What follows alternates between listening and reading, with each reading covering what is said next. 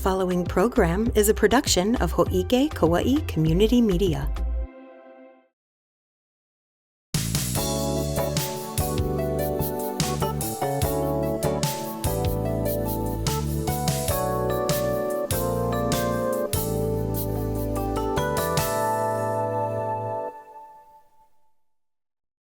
Aloha and welcome to this special series of interviews with our Kauaʻi County Council candidates. I'm Lexi Jones, Vice Chair of Hōʻike Community Television.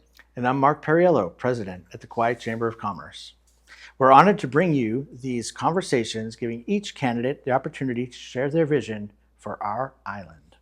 Today we'll be speaking with ADDISON BULOSAN, who's eager to share his ideas and plans for our community.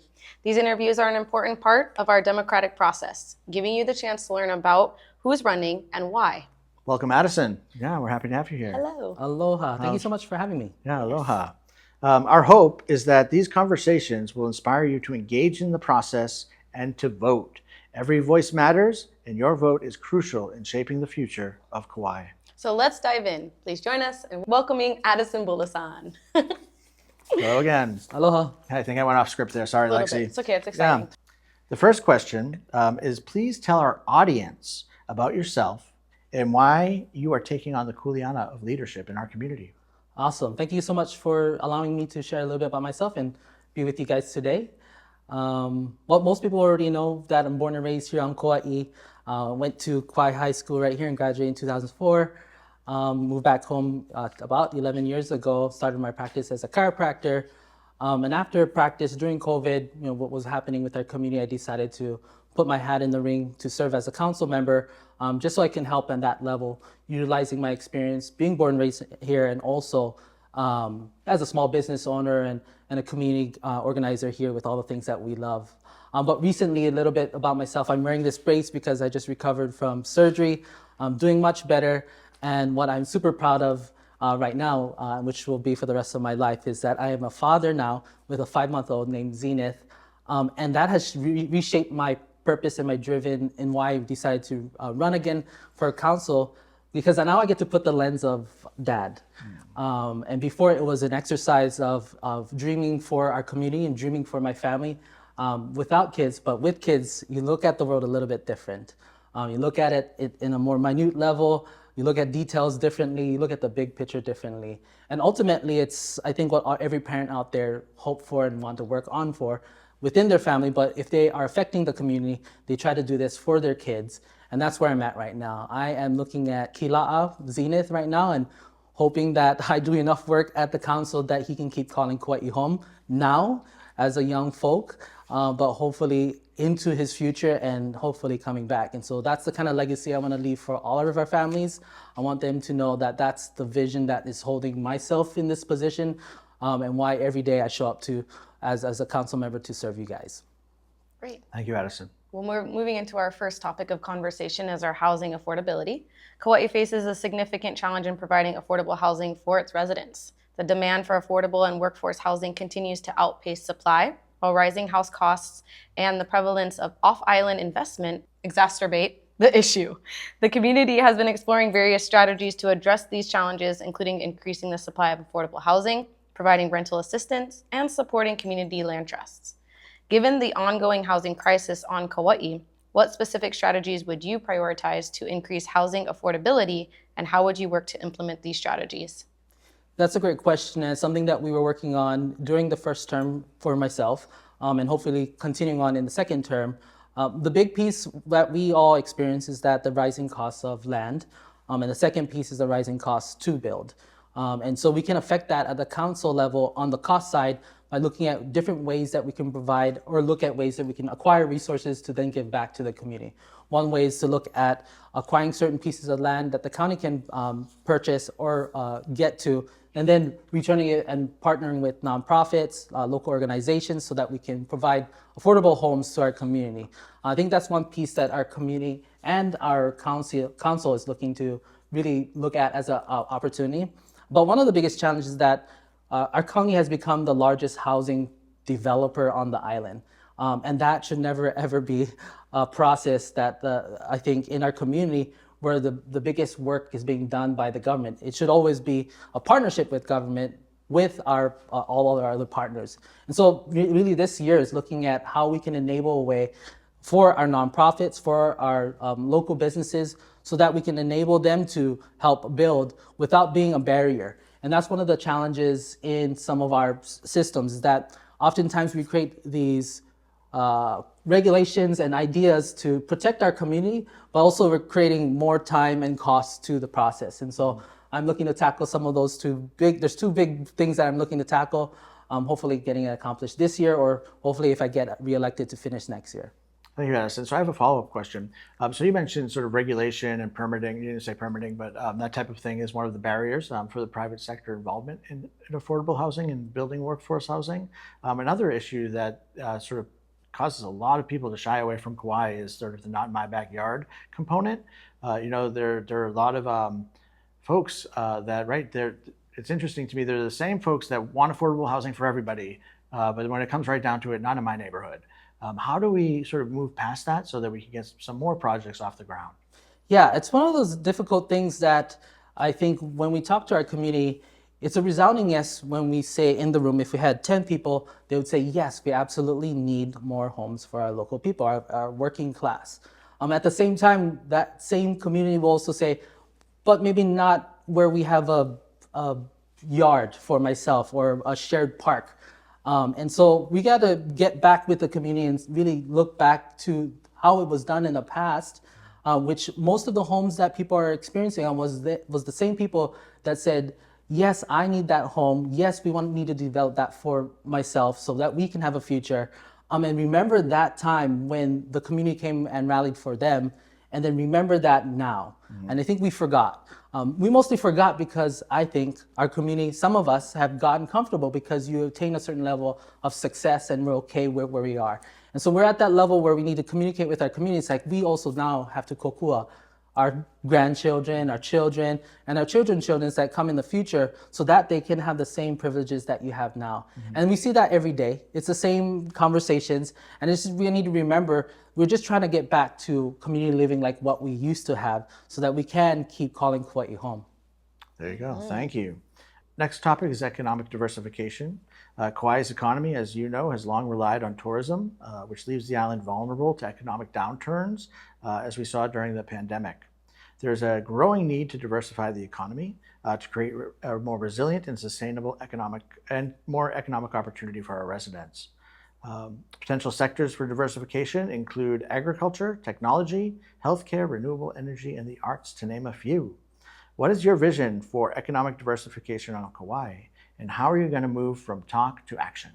I love it. Well, the biggest thing that I get to do as a council member is to work with other organizations like the Chamber, other nonprofits, and community members and our small businesses to tackle this issue.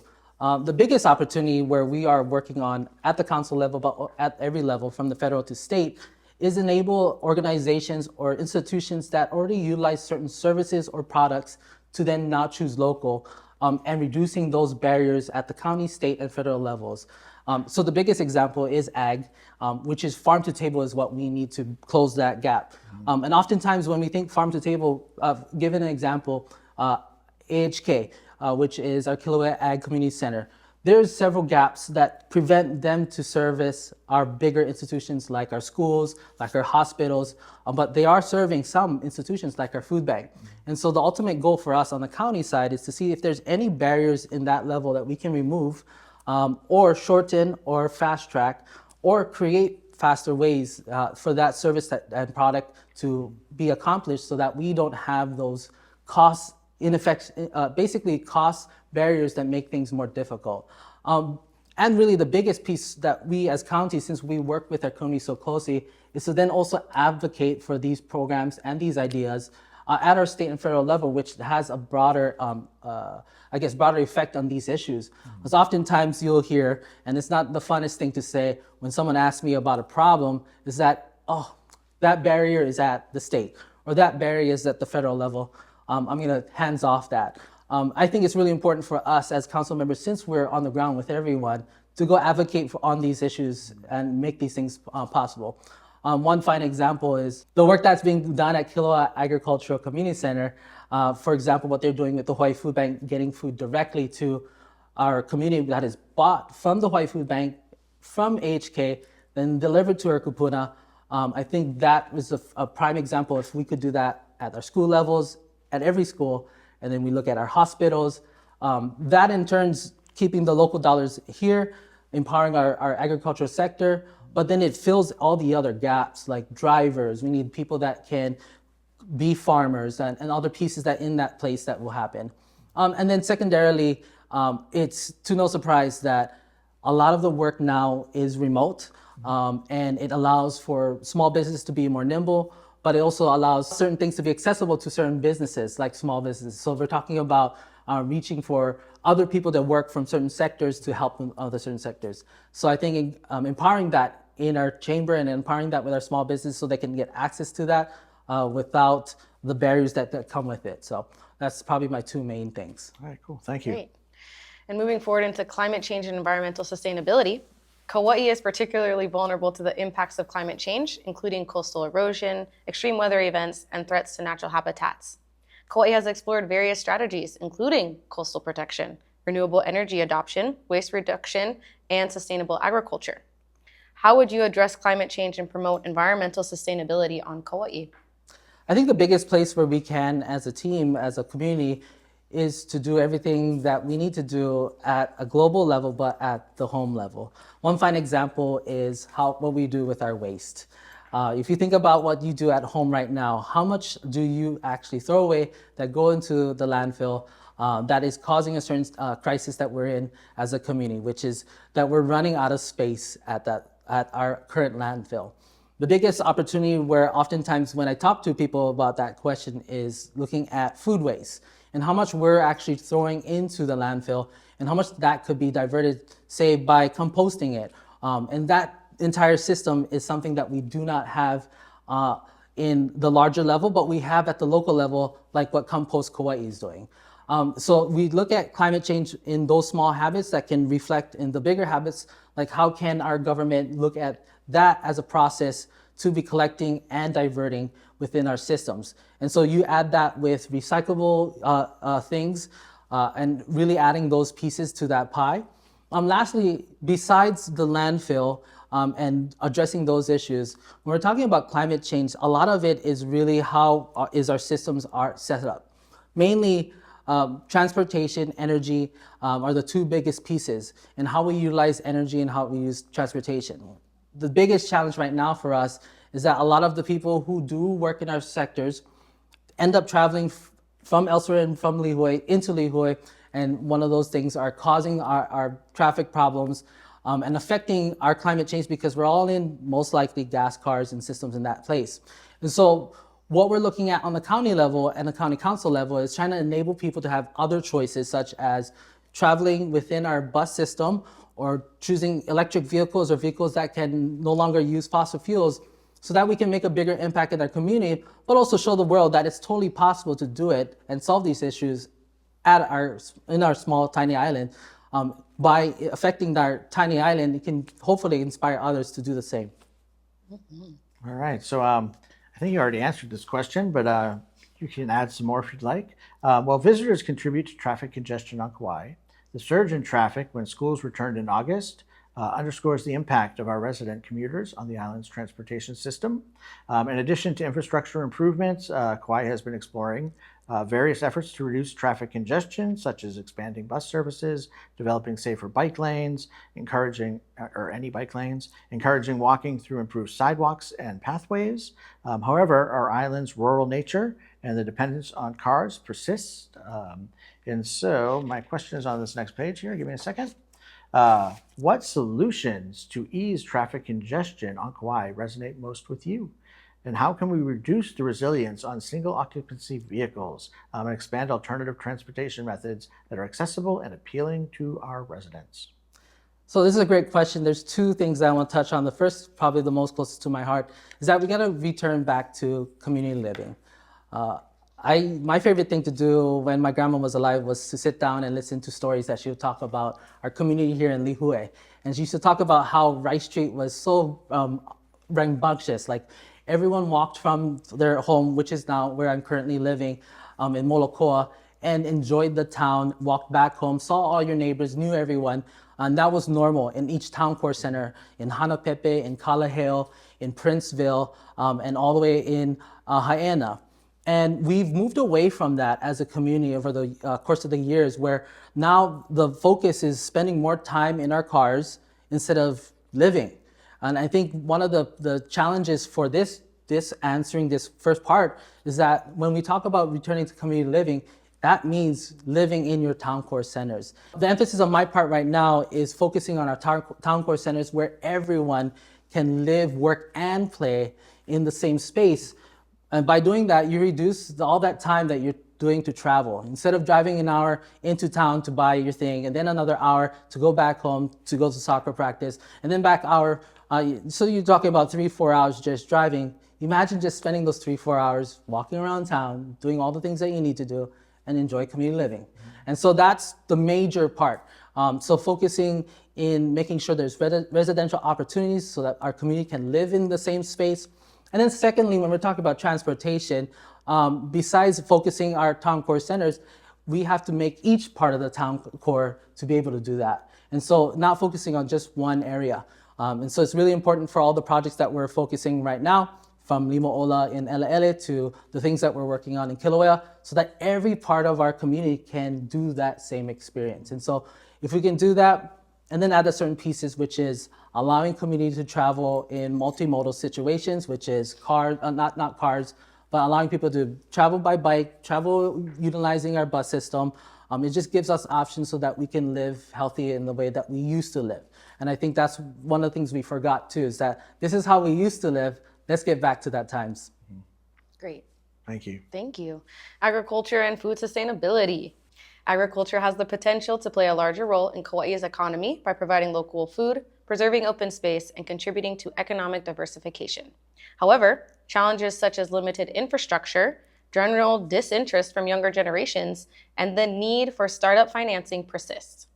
What is your vision for a thriving agriculture sector on Kauaʻi, and what actions would you prioritize as a county council member to support this vision? One of the biggest challenges for farmers and anyone in ag is the cost to do business. And so my emphasis this term, if re-elected, or if we can get it done before elections are over, is to reduce those costs, reduce those barriers. And so one of the things I talked about in the earlier questions was to also address the demand side. The tough thing about doing farm work or doing agriculture is that it has to make money sense. And in order for it to make money sense, one, we drive down costs, but the other part is making sure that there's demand. And so if every institution was in demand of local food, if they just decided right now that they're only buying local carrots, local onions, local tomatoes, then at that point, ag could boom in a way that we'd hope to, because there's demand for it. And so we also have to change the structures and the systems that incentivize going outwardly to buy these cheaper or ways to address these issues and really focus in. Like the work that they're doing in the West Side, and some of the things that we have for our local agriculture there. In my point of view, we're looking to deregulate these issues that make it so expensive for our local farmers to serve straight to our institutions, straight to people. And then secondly, it's empowering our local community to get interested in these things. One initiative I really love that's happening in downtown Lihue is community gardens, and the work that the community is doing right down the street from here, from Hōʻike, where the community is already investing themselves into a small piece of land to grow food for themselves. That little work, what we used to do in community living, then creates that inspiration so that younger people are part of families that already do that and no longer sees that as some other thing, that not part of their lives. Then that interest can come back the way it used to be, because it's just how we grew up. And I remember the times that was how I lived, and we still do that at home, where we have 2 gardens and we don't buy green onions, we don't buy eggplant, we don't buy potato shoots, because that's all grown at our home. And if we can get back to that community living, then that interest can build, and it's no longer something that we don't think is possible here. It's just something that is born with the combination by creating more demand, and that's where we have more successful farmers and local ag that can happen in our community. All right, thank you, Addison. So next, destination management. How familiar are you with the DMAP? The DMAP is my, I guess, Bible. All right, there you go. Then Then let me ask the question. All right, the Kauai Destination Management Action Plan, DMAP, aims to manage tourism in a way that benefits residents and visitors alike by promoting sustainable practices and enhancing community engagement. What are your top 1 or 2 priorities for tourism on Kauai, especially as they relate to DMAP? Well, so the DMAP came out in 2020, I believe, and it's up to this year, 2024. And I think they're in the process of doing the new one. Really, the first top 3 objectives that is listed in DMAP is my emphasis. Really, the 2 biggest ones is looking at the quality of living of our community and protecting arts and culture of the community. And so that's where I take my lead and I follow as much as possible. But there's other objectives that I feel like are as important, but I try to narrow myself there. Mainly the biggest one is that we really got to empower our local arts and culture, specifically supporting our Native Hawaiian endeavors, so that the place that you come to visit, visitors come to visit, understand that it's not tourism or visitor experiences that they're buying in, they're actually buying the experience of a culture. And that's exactly what's happening, and that reinvestment needs to be equally given back so that the arts and culture of the community that we are part of are equally invested too. And so it's important for us to really understand that we're not selling a hotel stay or what kind of car you're driving. We're selling what the experience is, which is Hawaii and the arts and culture. And so as much as we can, reinvest into the community in that space. And then secondly, with that, directly supporting all the local hardworking families in all these parts of the industry so that can have the livable wage. Because right now, I mean, what happened recently, about 2 days ago, where a whole group of union workers had to strike so they can have fair wages. I think it's important for us to keep supporting our workers so that they can keep calling Kauaʻi home. Thank you.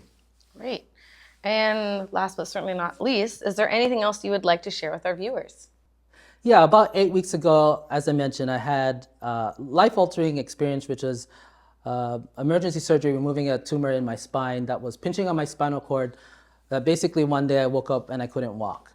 And in that process of getting the care to get back to where I am, which I can walk now, there's things that I got to think about, and you don't really think about until you get these near-death experiences.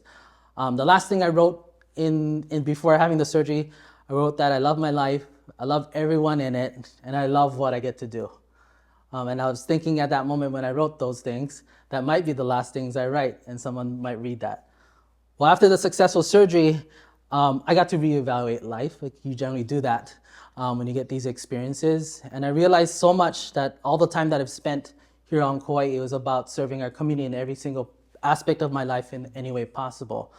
But one of the things I learned about that process was that you can't really take care of someone else or a place that you love until you take care of yourself. And these last few weeks have been really hard to really evaluate the ideas of what I think is important to give. And so one thing I just want to leave with everyone that is watching this is that it's really important that you do get involved, that you do go out to vote. Make sure you volunteer your nonprofits. But if you're not taking care of yourself, you can't really serve. And so it's really important that everyone who watches this, check yourself, check everything within yourself, that you are taking care of yourself. I'm advocating for self-care. I want to make sure that you're healthy and you're happy, and you're getting all the things that you need so that when you serve and show up in the places that you are, you're in a greater capacity to do that. And really thank everyone that do take care of themselves and advocate for others and help others, so that we can keep Kauaʻi and keep calling it home for the rest of our lives. Thank you. All right. Thank you, Addison. Pleasure to have you with us today. Thank you. Good job. So, mahalo nui loa for joining us today. We hope these candidate interviews give you a clearer understanding of where they stand on the issues and their vision for our beloved island. We'd like to take a moment to acknowledge the incredible support that made this series possible. First, a big thank you to the Hawaii Crop Improvement Association. We also want to express our gratitude to the Hawaii Lodging and Tourism Association, the Kauaʻi chapter, for their continued partnership. A special thank you goes out to Hōʻike, Kauai Community Television, for providing the platform to bring these important discussions to you. We are also grateful for our Kauaʻi Island Utility Cooperative for their unwavering support of our community initiatives. And thank you to KKCR, Kauai Community Radio, for helping us reach more of you across the island. We couldn't have done this without the support of Kekaha Agriculture Association, who have been champions of local engagement. And last but certainly not least, a heartfelt thanks to Meridian Pacific for their generous support of this effort. Remember, your voice matters and make it heard. Be sure to vote in the upcoming election and help shape the future of Kauaʻi. Thank you again for watching. A hui hou.